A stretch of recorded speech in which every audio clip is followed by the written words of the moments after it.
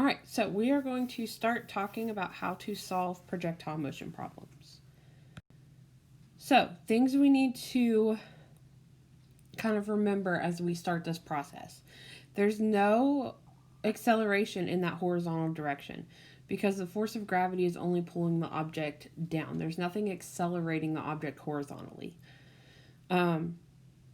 When you're solving for anything in that horizontal direction, you're only going to use that constant velocity equation, which is velocity is distance over time.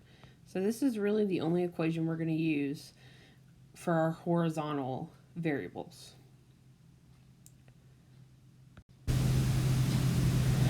All right, so for the vertical, acceleration is always going to be 9.8 meters per second squared down. And then we're going to use our 5 kinematics equations that you guys have on your blue cards to solve for other missing variables in our vertical direction. So, like I said in the video the other day, time is probably the most important, not so much the most important, but it's our best friend, really, with projectile motion problems, because time is going to be the same horizontally and vertically. So that's what's going to allow us to connect pieces together and solve on both the horizontal part and the vertical part of our problems.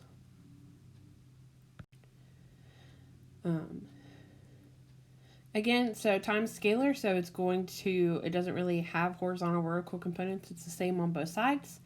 And at some point we are going to use the quadratic formula, but again, time can't be negative, so we're only going to use our positive solutions to that.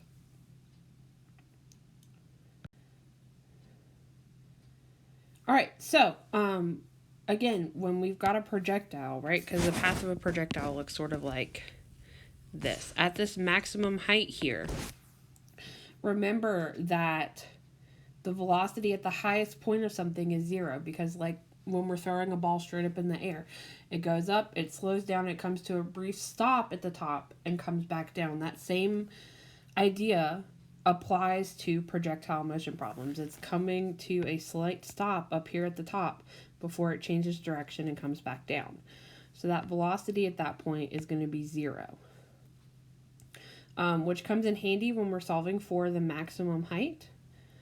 And then if you're on level ground, you can find the total time and divide it by 2 to get the time for the maximum height, right? Because you've got the time it takes, so let's say it's 10 seconds, right? It takes 10 seconds to go from here down to here. At 5 seconds, it's going to be right here in the middle.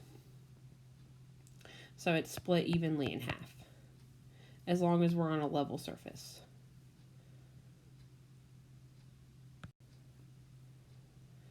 So basically, you're going to draw a diagram. Yes, you're drawing a picture for these, especially because we have so many variables going on. It's really helpful to be able to visualize exactly what's happening so you can label them in the picture accordingly. We're going to kind of make a chart, right? We're going to have 2 columns. We're going to have our horizontal and vertical, and we're going to fill in our variables on each side, just like we did for our kinematics one-dimensional problems, right? We write down all the variables we know, write down the ones we're trying to find, check your units, right? Make sure you've got everything in meters, meters per second squared in seconds. If they're not that, convert them. Make sure they match. I know you all love conversions so much.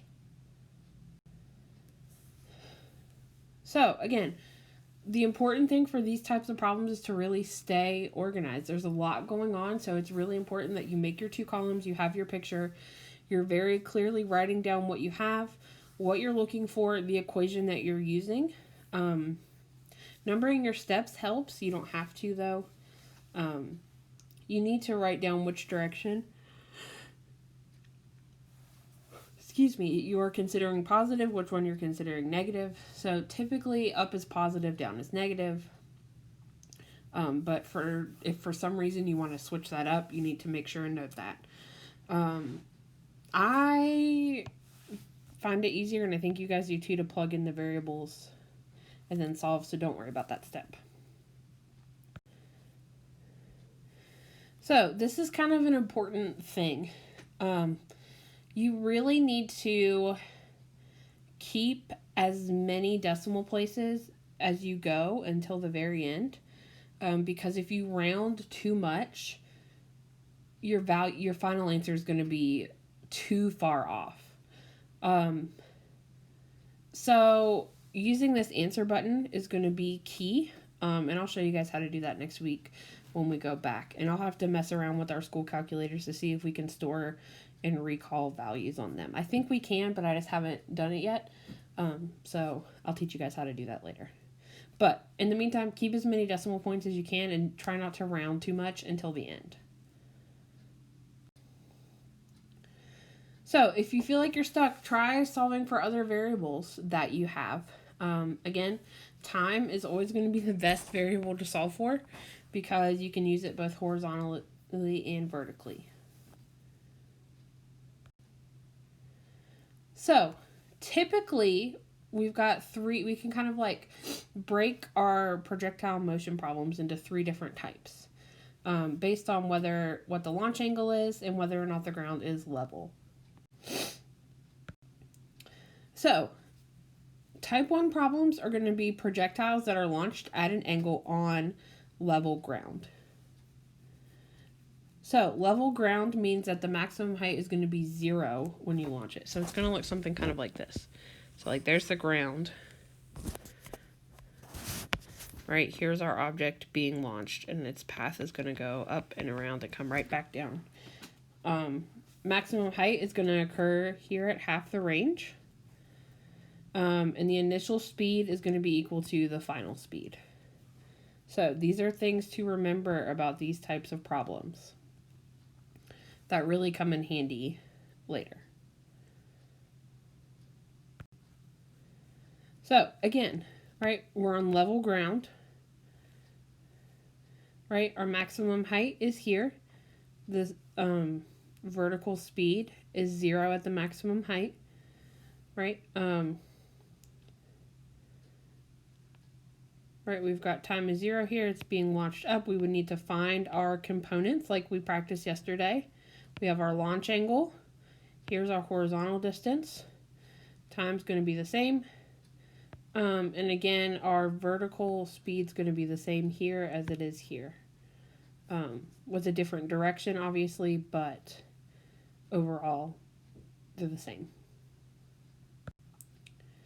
So again, we've got our range, horizontal velocity, time. Here we've got vertical displacement, initial velocity, final velocity. Acceleration is always negative 9.8, and then we have our time. So, it's helpful to solve for time by using the vertical height as 0, right? Because again, time, as we talked about, it's going to be a quadratic equation, right? So in that picture we drew, right, with that being the ground, this being the path of our object, it's a parabola, right? So the 2 times when d is going to equal 0 would be here and here, right? So if you plug in 0, you'll get the time for the entire trip. Right, you can find the max height by using half of your time and plugging half of your time value in to find your max height. Or you can find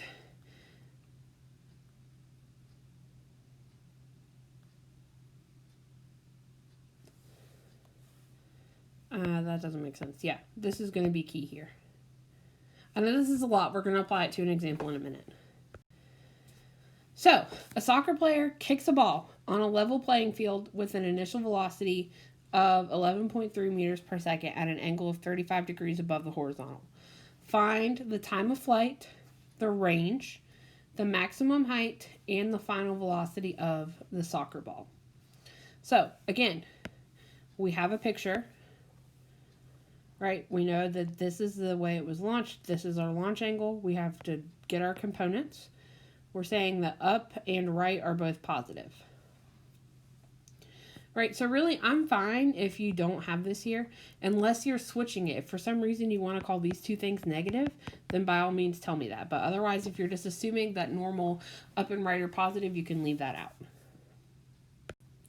So the first thing we need to do is find our x and y velocity components. So to find the horizontal component, it's velocity times cosine, so 11.3 times cosine 35 to get 9.26. And then to get VIY, so the vertical component, you're doing the initial velocity times sine theta. So 11.3 times sine 35 to get 6.48.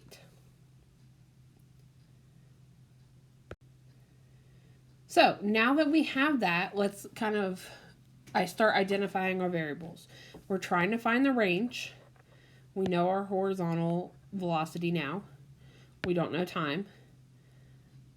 We're trying to find the time. We're going to right now use our maximum height, or use our height at 0, because that's helpful for us to find the total time, which will allow us to find our range. We have our initial, we need to find our final, and we know that acceleration is negative 9.8.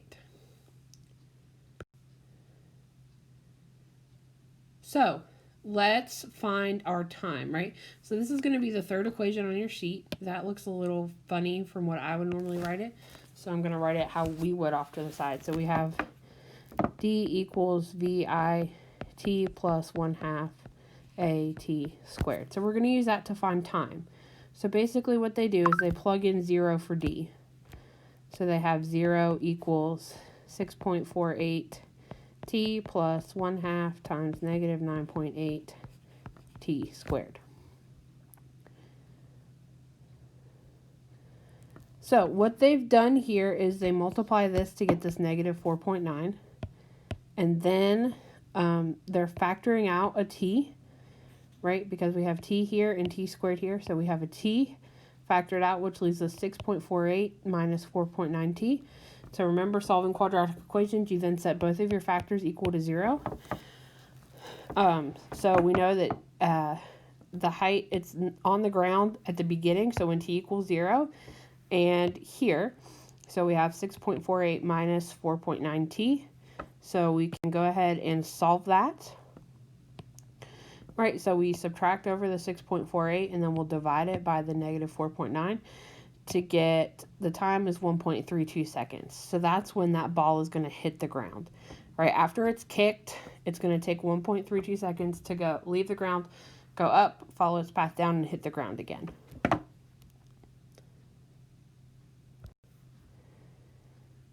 Right, so now that we have that, we need to find our range, right? So our horizontal distance.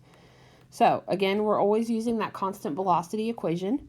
So we have Vx, so V equals D over T. So at that point, we can just plug in our values. So we know our velocity is 9.26 equals D over 1.32. Again, multiply by 1.32 on both sides, which cancels out here. And then you multiply those together to get that D is 12.25 meters. Right, so that's how far over it goes. Right, again, so this is our soccer ball. Right, it goes 12.25 meters in that 1.32 seconds horizontally. So now to find the maximum height, we can say that final velocity is 0, or we can use half the time, which is what I would recommend doing. So we know that the maximum height occurs halfway across when we're on level ground, so we're going to take 1.32 divided by 2 to get 0.66 seconds. Then we're going to plug that into our D equals VIT plus 1/2 AT squared equation. So again, we're using our vertical variables at this point. So vertical velocity is 6.48, time is 0.66, 1/2. Negative 9.8 is acceleration, and then 0.66 squared. So square this first before you multiply.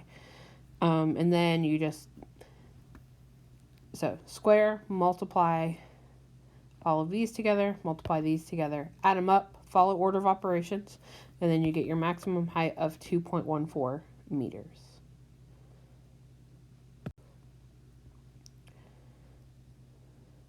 All right, we're going to skip this.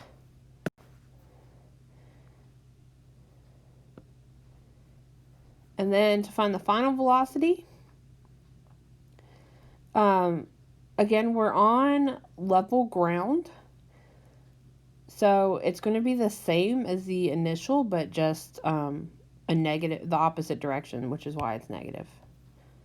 So you really don't even have to go through all this.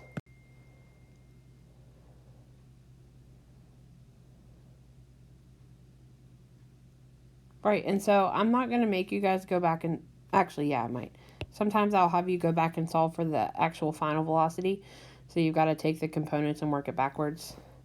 But again, so when we're on level ground, they're going to be the same. So the initial velocity is going to be the same as the final. The direction is just going to be different.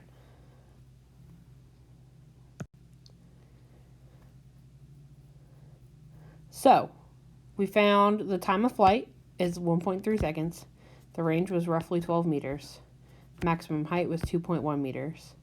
And the final velocity was 11.3 meters per second. All right, we're going to stop there. We'll go through some more examples tomorrow, and then we'll really start applying these examples to some practice problems.